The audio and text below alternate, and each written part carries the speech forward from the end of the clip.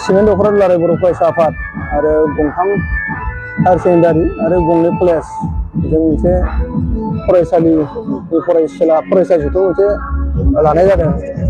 दा बे हाबाफारिनि गेजेरजों मोनसे टपिकबो लाफानाय जादों, जिउ राहा दानाय आरो मोनसे मटिभेसन प्रग्राम।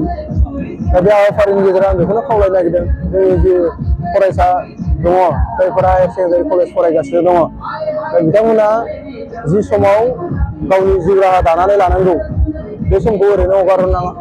आरो बे समखौ ओरैनो हगारहरनाय माने गावनि जिउखौ स्पइल खालामना लानाय। दा जोङो गोबां समाव नुनो मोनदों जोंनि फरायसाफोरा जि समाव जिउ राहा दानांगौ बे समाव गुबुन गुबुन खामानि मावनाय, जाय खामानिफ्रा जिउखौ धंससो खालामदों। दा ओंखायनो आङो खावलायनो नागिरदों जोंनि फरायसाफोरखौ, नोंथांमोना गावनि जिउ राहाखौ अराय सिगाङाव दोननानै, जिउ राहा दानायखौ अराय सिगाङाव दोननानै खामानिखौ मावनो नाजा। नङाब्ला दिनैनि बुहुमा नोंखौ ओरैनो गालांनाय नङा।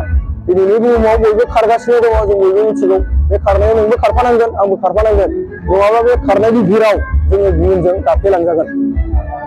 बे हिसाबै नोंथां सावरायनाया दासिम।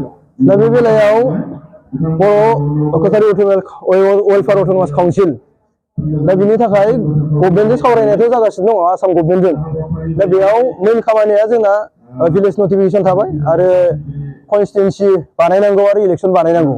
दा बे बेलायाव जोङो सावरायलायनानै बेयो मथा मथि फाइनाल पर्यायाव फैनानै दङ। दा खिन्थु मोननैसो फिसा फिसा प्रब्लेम दङ, जायनि थाखाय नैबे खामानिफोरखौ फाइनाल महर होनो हायाखै बा आवगायथारनो हायाखै। दा बिनि थाखाय जोंनि सावरायलायनाया सोलिगासिनो दङ। दाख्लैबो राभा आसमनि जि काउन्सिल दङ बा आरसु दङ, बिथांमोनजों एसे सावरायनाय जादों। बिथांमोनजोंबो एसे प्रब्लेम दंलायलायो। दा मेजर बेबायदि जेबो प्रब्लेम गैसोला। दा जोङो बावैसोनि गेजेरावनो नैबे भिलेज नटिफिकेसन आरो कनस्टिटुएन्सि बानायनांगौ, इलेक्सन खालामनांगौ, बिनि खामानिखौ मावफुंनो हागोन होननानै जों मिजिंथिनो हायो। बे बिथाङा थार बाथ्राखौनो बुंदों। दा बेयावथ' मोननै मोनथाम बाथ्रा हाबनानै थाबाय एसे। बिटिआर एग्रिमेन्टआव जि दङ, बिटिआरखौ एक्सटेनसन खालामनांगौ, बाउन्डारि अल्टारेसननि खामानि दङ, बेबो थाबाय। बेबो फाइनाल महर मोनाखै। बिनि थाखायबाबो नोङो गामियाव गामि नटिफिकेसना एसेब्लाबो माने उन सिगां जाखागोन। दा ओंखायनो नैबे बिथाङा जि बाथ्राखौ बुंदों, राइटखौ बुंदों, बेयो खोलोब खोलोब जागोन। खोब गाजा गोमजायै मोजाङैनो जानानै थांबाय। मिरु दुलाराय बर' फरायसा आफादनि लोगो आफादगिरि मानगोनां रोमदोन बसुमतारी सारजों लोगोसे बाक्सा जिल्लानि लोगो गाहाय नेहाथारि अनसुमा नार्जारि, बिथांमोना हांख्रायनाय लेखायै बाहागो लाफैनानै दिनै खोब मोजां मेहेरगोनां खालामफैदों। दानि बिथांमोननो होनो नागिरनाय जों मोजां मोनसे मेसेज होनायनि गुबै जाहोना बेनो जे जोङो फरायबाय थानाय समाव बा कलेज लेभेलाव फरायनाय समनिफ्रायनो जों गावनि केरियारखौ दानांगौ। ओंखायनो जोंनि बे ससियेल प्लेसमेन्ट, बेनि गेजेरजों जों मोजां मोनसे टपिक लानानै जों बेवहाय मोनसे मेल जों लादों। बेनो जाहैबाय मटिभेसन एन्ड केरियार काउन्सिलिं। जोङो कलेज लेभेलनिफ्रायनो जों जोंनि केरियारखौ माबायदि दानांगौ बेनि सायावहाय जों स्पेसियेलि माने मिरु दुलाराय बर' फरायसा आफादनिफ्राय लोगो गाहाय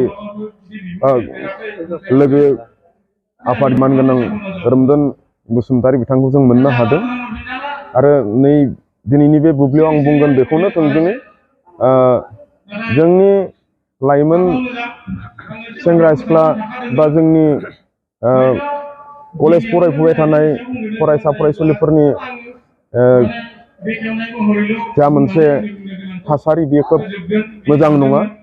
मानो होनोब्ला जोङो गोबाङानो दिनै उदांखौ बांसिन हास्थायो। उदाङै बेरायनाय, उदाङै थानो लुबैनाय, माखासे उदां माने रंजानाय, बेखौ बांसिन लुबैयो। बेयो बारानिफ्राय बारा जालांगासिनो दङ। जोङो फुजा होननानै फुजा सिजोन सोलिबाय दं। फुजायाव जोङो उदाङै रंजाहैनाय मानाय, बेरायग्लांहैनाय गोसोबायदि, बेफोरबायदि जुदि थांबाय थायोब्ला जोंनि समाजनि खहा जागोन, जोंनि हारिनि खहा जागोन, जोंनि न'खरनि खहा जागोन, गावनि आरो लोगोसे गावनि सोलोंथाइनि खहा जागोन। आरो गावनि केरियार दानाय बा इयुनाव गाव सासे सुबुं सम्पद जाहैनो हानाय, बेफोर गासैबो खहा जालांजोबगोन। जाहैनो हानाय नङा सासे सुबुं सम्पद हिसाबैबो, बा सासे मोजां, सासे गुड कुवालिटि गोनां सासे फरायसा बेबो जाहैनो हानाय नङा आरो गावखौनो गाव जिउ राहा दानायावबो फेलें जाहैगोन आरोखि। ओंखायनो गासै फरायसा फरायसुलिफोरखौ आं खावलायो आरो गासै समाजनि दैदेनगिरिफोरखौबो आं खावलायो हानायमानि जोङो सेफ साइड जानांगोन आरो हानायमानि जों सेफ साइड सोलिनो नाजानांगोन आरोखि। बेहाय मोनसे थोंजोङै जोङो गार्जेन हिसाबै जों बिमा बिफा जानाय हिसाबै जों जोंनि फरायसा फरायसुलिफोरखौ जों बर्डिंआव माबायदि थादों थायाखै जों बेखौ बर्डिंआव दोननो नाङा। नैबे दा जिखिनि प्रेजेन्ट सिटुवेसन जिखिनि फुजा सोलिबाय दङ जोङो न'आव लेंहरनांगौ जयैनो जों बिमा बिफा खौसेयैनो थांनानै फुजाखौ नायनाय समाव नायनानै फैनांगौ आरामसे न' फारसे गिदिंलांफिननांगौ बेखिनियानो।